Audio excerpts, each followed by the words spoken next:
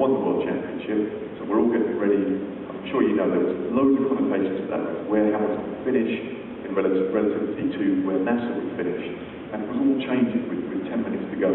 So none of us really knew what was going on.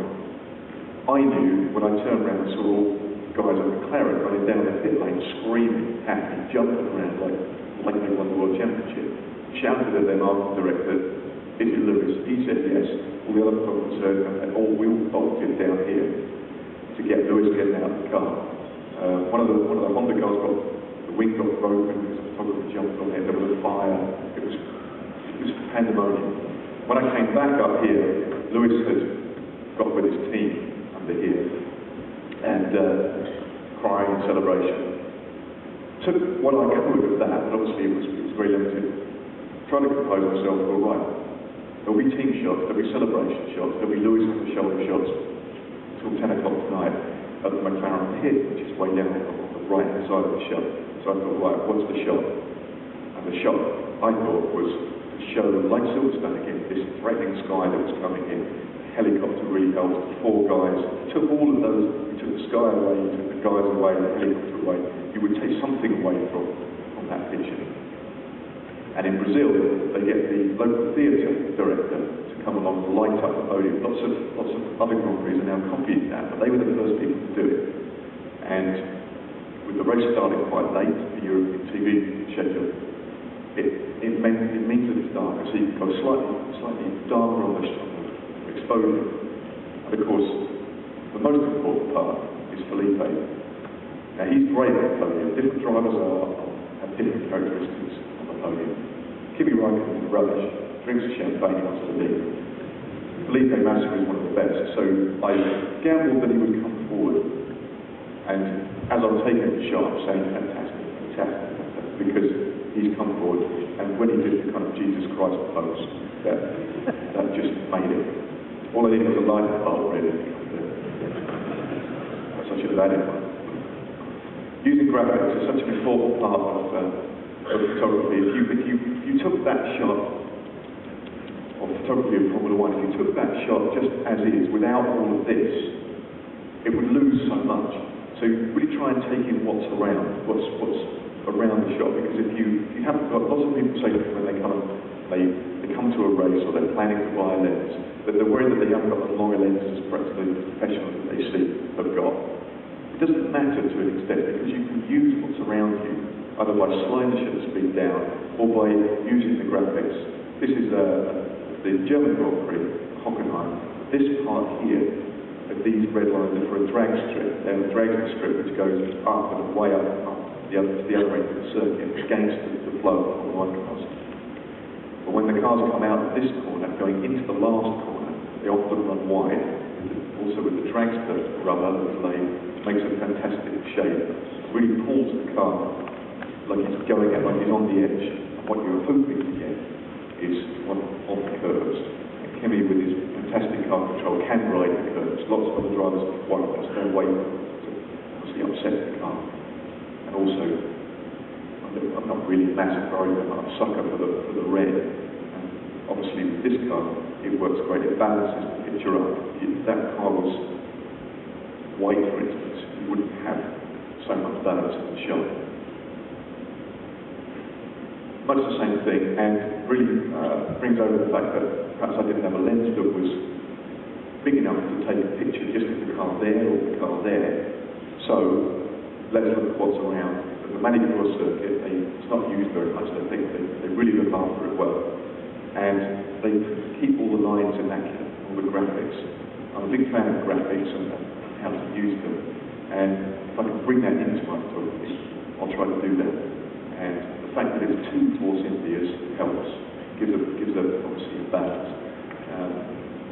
In fact, there's a line there, and it's out that one, you just about to get there. The red's the Bridgestone, the local, there with the local city's logo, really helps. If it was messy, like some of the circuits we go to, it wouldn't work so well because it would look a little bit like a building site. The fact that it's so manicured, it really helps.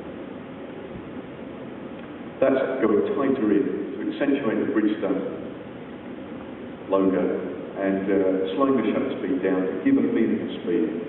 The car will come through that corner not very fast, so it's not an easy shot, because almost the faster the car is going, the better, because you get more of a cam and a motion. But that works well, obviously, if you work with bridge stuff, they love it.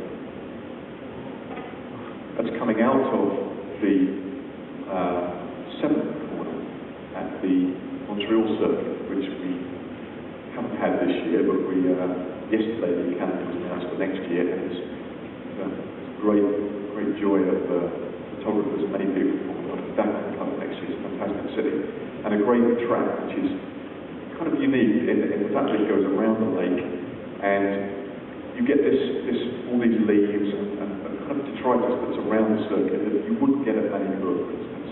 So you get that in Canada, and he's coming out of a left-right chicane. He's going down along one of the fastest sections of the circuit, so he's really pushing hard, but he's got a load of understeer at the front. You can see that he's really pushing the front, trying to get off the wall. And you can see his head is really bent over to almost, he's willing the car off the wall. If the car had been hitting the wall, I don't think it would be such a good picture, because you would, I don't know, maybe you would get sparks or something different, but that cigarette paper gap really brings home the drama, and so there's misconceptions about the graphics. If you didn't have this great Honda graphic on the side, it would detract. It almost looks like it makes the car look closed in, makes the car look smaller than what I feel. And again, I'm fortunate that it was this time, it wasn't Toro Rosso, because if it was another car, it wouldn't work so well with the colours that are going on. Similar, that's Jensen Button for this year's Valencia Grand Prix, coming out of the last corner. And as I'm sure you know, these are the boards that the teams tell the drivers. You just see in the the Force India one, which is for Giancarlo Fisichella, which is in P18, and he's P17, a certain amount of seconds behind, and he's a certain amount of seconds ahead of the next guy. And that's what all of these say. But what's fortunate about this shot is that they made this gorgeous arc, which is not by my design, it's purely fortunate, but it's a shot that I've tried many times, and this is the one that's worked most. And the fact that the graphics on the draw perfectly suit that shape, you can see that everything about it makes that almost like an Indian temple top to it. This is last week at the Italian Grand Prix, a much photographed scene, really, the McLaren brand centre, as they call it. They don't call it a motor, it's a brand centre. Not that they're motor anyway these days, it's like building way, you would lose something. I've got ahead of myself. Valencia last year, I did a similar shot this year, but it works so well with the light limit this year. Again, you've got lines going down here away, nice little snake end to it, heat haze, and then one of the unfortunate things about the Valencia circuit is that it has they've spent so much money on making the city look quite futuristic. This being one of those buildings here. Actually, this year there's even more of them.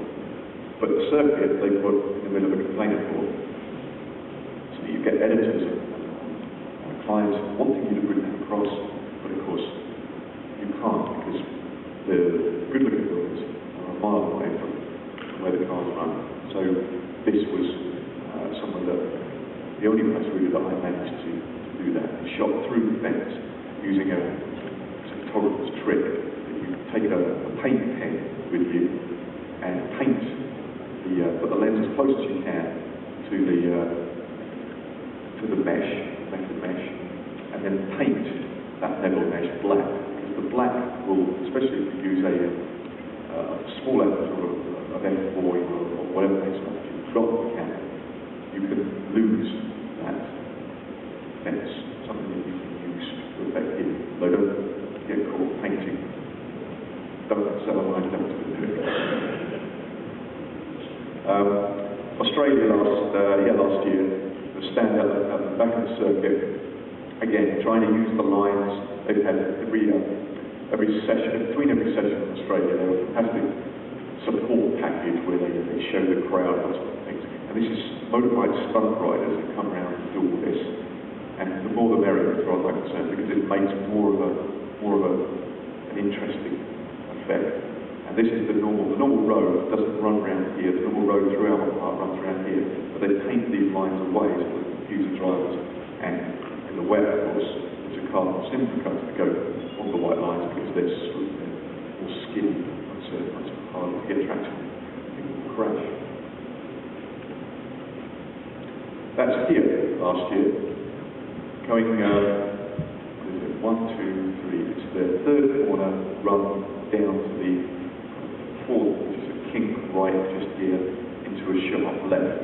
Some of you, I'm not sure, know where it is. It's going underneath, I think, a shopping centre, although you've got so many of those here, but it just runs across the top. And again, it's